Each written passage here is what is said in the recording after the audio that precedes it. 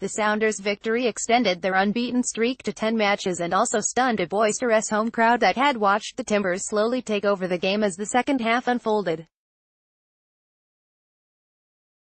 Portland. Kim Kee-hee quietly sat in a rear alcove of a music blaring, beer flowing Sounders post-game locker room, head down and ear pressed into a cell phone.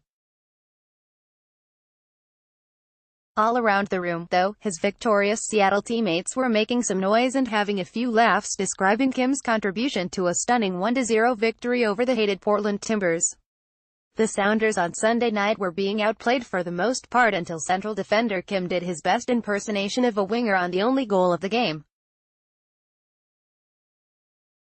Kim took a Nicolas Lodiro pass along the right side and then, seeing a ton of open space in front of him, carried the ball deep into the 18-yard box before flinging a pass across the goal mouth that deflected in off Timbers defender Julio Cascante.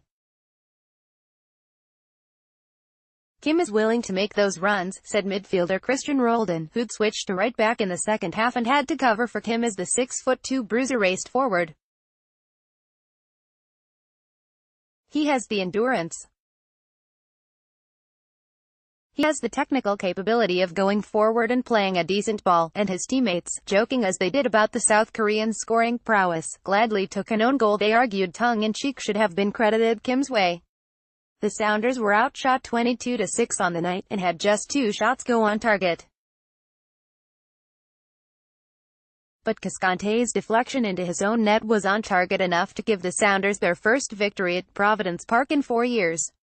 Their 7th consecutive victory also tied a single-season league record in the post-shootout era that had been set by Sporting Kansas City in 2012. Not only that, it vaulted the Sounders, now the 5th of September 11, over Portland and the playoff red line, into a 5th-place tie with the Los Angeles Galaxy in the Western Conference standings. And they now have a shot to break not only the league record for consecutive victories against the same Kansas City team at home next Saturday, but a serious chance at a first-round playoff bye as well. Kansas City holds the number 2 spot, 7 points ahead of the Rave Green, but another Sounders victory would narrow that gap to 4. The Sounders earned a first-round bye a year ago, largely due to a 13-game unbeaten streak that turned their season around. Similarly, this 10-match unbeaten run has transformed a campaign that appeared all but over after the Timbers beat the Sounders 3-2 at CenturyLink Field for the first time ever June 30th. The Sounders haven't lost since. It's just a really nice feeling, Sounders goalkeeper Stefan Frei said of the team finally moving into playoff position.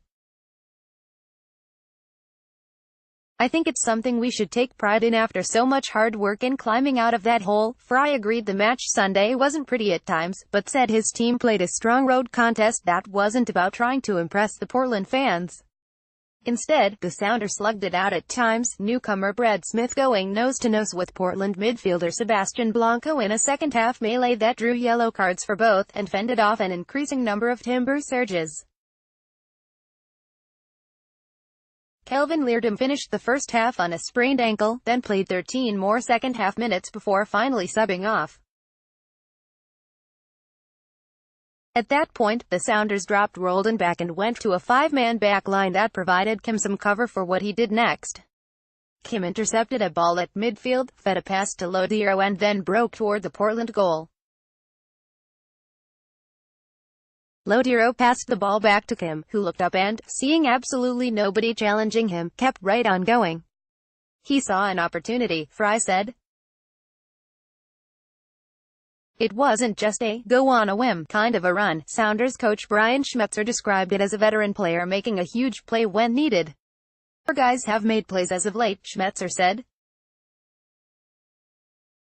Going back to the start of the streak, Raul Ruidiaz scoring that goal against San Jose. You've got Will Bruin against Minnesota, Kim Kee-hee now. I mean, our guys are making plays.